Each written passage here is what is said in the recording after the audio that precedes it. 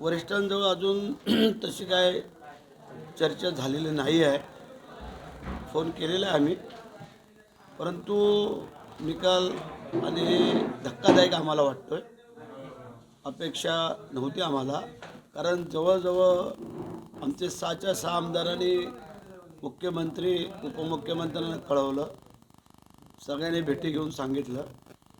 त्यानंतर जिल्ह्यामध्ये संपूर्ण वातावरण झालेलं होतं की पालकमंत्री भरतशेठ व्हावं म्हणून. आणि आत्ता जो निकाल आला तो अनपेक्षित आहे, तो मनाला पटणारा नाही आहे.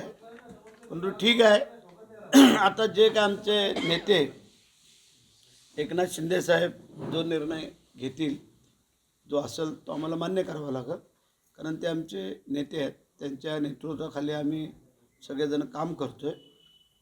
त्यांच्या मनात काय असेल किंवा काय तर ते सांगतील.